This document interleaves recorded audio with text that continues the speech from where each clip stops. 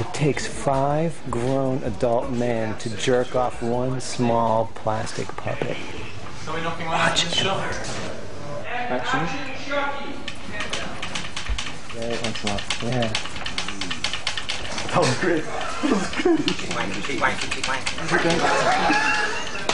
Eh oui, ne croyez pas qu'il s'agit d'une série Z pour ados attardés, qu'un 5e opus d'une saga délirante est forcément une purge, ou qu'on ne peut pas faire plus débile que de mettre en scène une poupée psychopathe, puisque le fils de Chucky, nouveau chapitre des aventures du croque-mitaine le plus frimeur jamais créé, est une vraie bombe, un monument d'humour noir et de violence potache qui fait franchement plaisir à voir. A contrario de Halloween et autres Vendredi 13, Chucky est la seule série horrifique qui ne s'est jamais vraiment prise au sérieux et qui s'est surtout bonifiée avec le temps.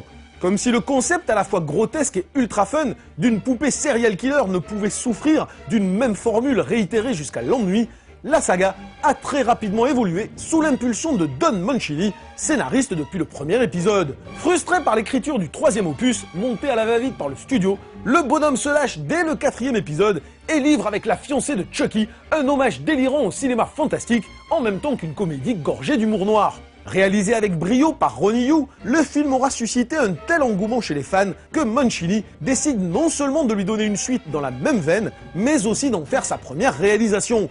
Le pari est relevé haut la main, puisque le fils de Chucky est incontestablement à la mesure de son prédécesseur, une vraie comédie méchante et subversive, doublée d'un film d'horreur qui ne lésine pas sur les geysers d'hémoglobine. Say cheese. Mise en abîme du genre, le film démarre sur la résurrection de nos héros en plein tournage d'un Chucky par une 3e poupée asexuée, persuadée d'être leur enfant.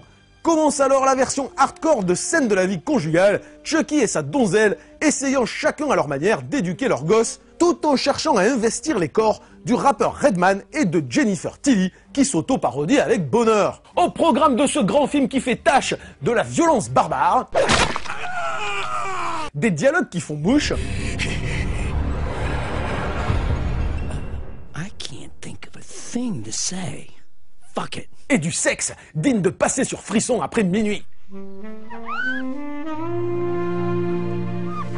Ajoutez à ça plein de bonus sympatoches avec des intervenants qui sont pas les derniers pour la déconne et vous obtenez un petit DVD ma foi fort sympathique puisque fait avec passion et qui sert à merveille une série B artisanale et décomplexée. La preuve, regardez, ça fait plaisir.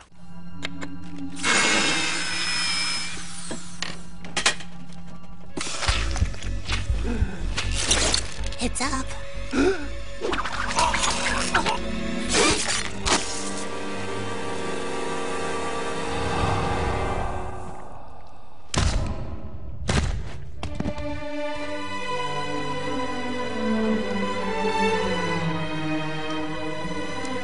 Stop breathing that. Regarde, je m'automutile, je dois être fondamentalement un serial killer en puissance. Bon, allez. Et on n'a pas besoin de voir ça pour être... Merci, bon. Eh, fais gaffe, sinon je vais te briser. On aurait dû appeler ça la spéciale, il va te briser. Bon, quoi? C'est bien, c'est pas bien? Ouais, c'est comme tu veux. Allez, on tourne. Tu cherches la bagarre? Ma que tu vas la trouver! Putain, c'est le mec qui me fout la main au cul et après il me demande si je cherche la main. Je t'ai mis la main au cul parce que je voulais te faire une frite! Si t'avais pas un si gros cul et un si gros pantalon, je l'aurais pas raté la frite! Si t'avais voulu me faire une frite au moment de Calvaire, j'aurais compris, mais au moment de Disney. Ah non, Calvaire, ça va être sérieux. Ah, c'est un film belge. Ouais, c'est vrai, c'est un film belge. Oh!